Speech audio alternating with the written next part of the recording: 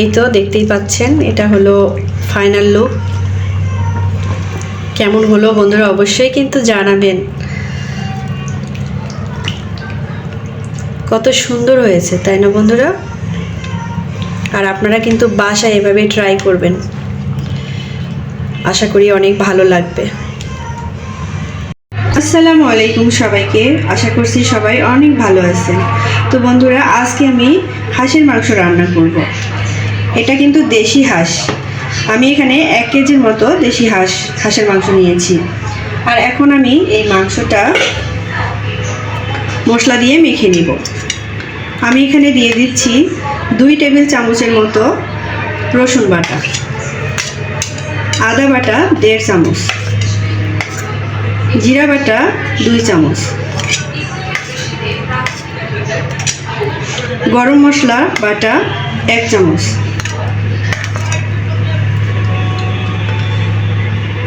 শুকনা মরিচ বাটা এখানে দিয়ে দিচ্ছি আমি 1 চামচ, তবে আপনারা আপনাদের পছন্দ মতো ঝালটা দিতে পারেন।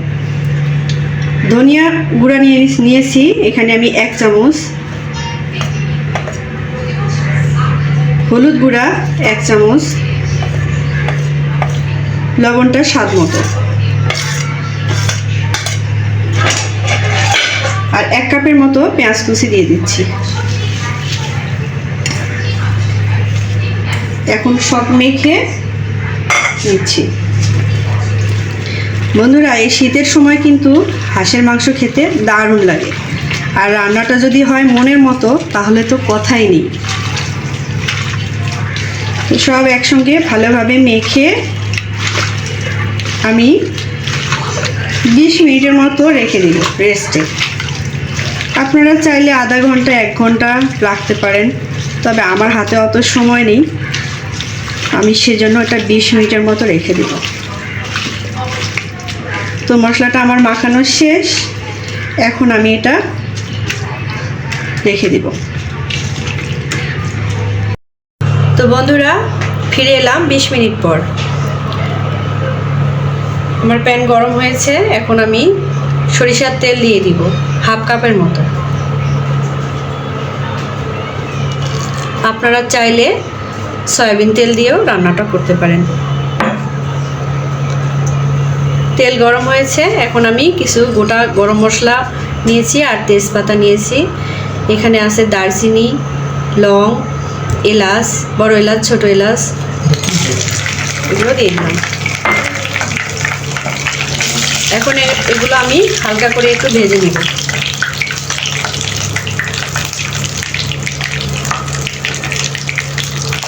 খুব সুন্দর একটা গন্ধ বেরিয়েছে।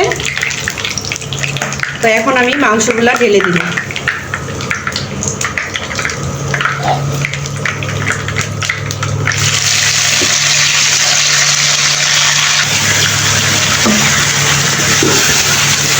উল দিয়ে পাল্টিয়ে নেড়ে নিব।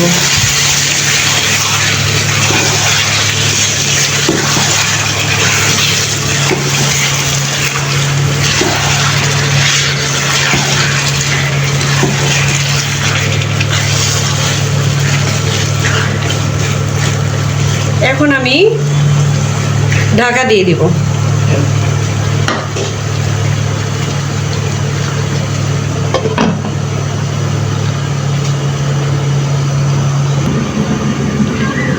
আমি ঢাকনাটা খুলে একবার নেড়ে দিব।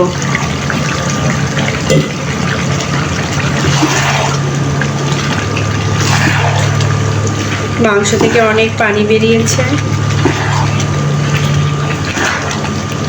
আর আমি চুলার আঁচটা কিন্তু মিডিয়াম অবস্থাতেই রেখেছি। এখন আবারও ঢাকা দিয়ে দেব।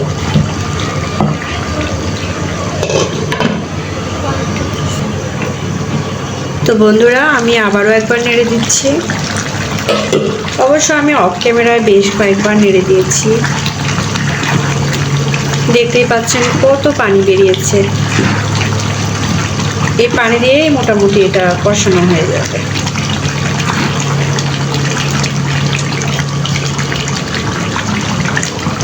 খুব ভালোভাবে নেড়ে দিলাম। এখন আবারও ঢাকা দিয়ে দিব।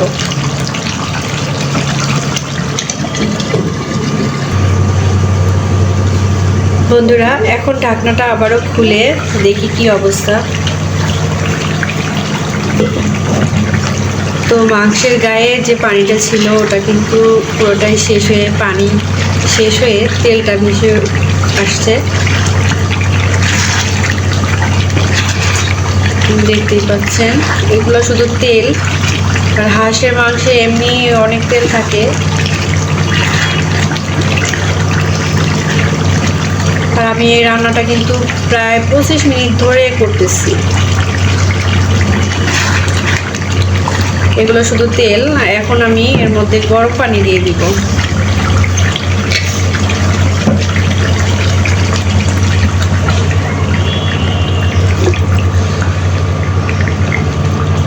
মাংসটা কিন্তু পুরোটা সিদ্ধ হয়নি।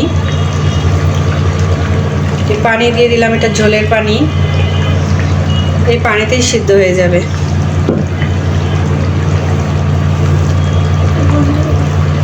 দিয়ে আবারও আমি ঢাকা দিয়ে দিব।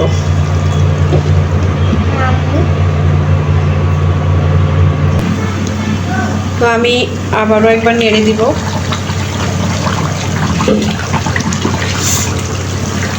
তো অনেকেই আছেন এই হাঁসের মাংস গন্ধের কারণে খেতে পারে না, খেতে চায় না।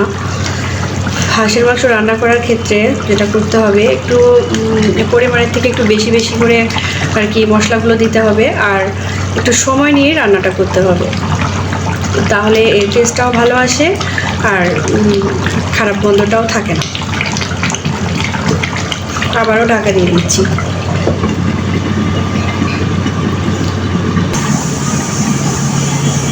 তো বন্ধুরা ঢাকনাটা খুলে আমি একটু নেড়ে দিব। আমি অফ ক্যামেরায় বারবার নেড়ে দিয়েছিলাম, তলানিতে যেন লেগে না যায়। আর আমি কিন্তু ঝোলের পানি দেওয়ার পরে আবারও 20 মিনিটের মতো আর কি এটা রান্না করে নিয়েছি।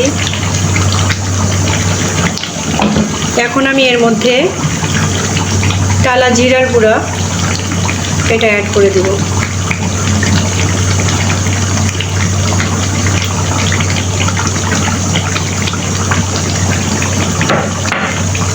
দিয়ে খুব ভালোভাবে মিশিয়ে নেব।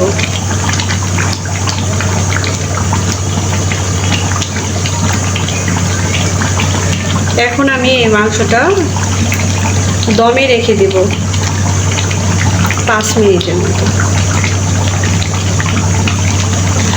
আপনারা যারা আমার এই ভিডিওটা দেখলেন তারা কিন্তু অবশ্যই কমেন্ট করে জানাবেন আমার এই রান্নাটা কেমন হলো। এখন আমি ঢাকা দিয়ে চুলাটা অফ করে দিচ্ছি।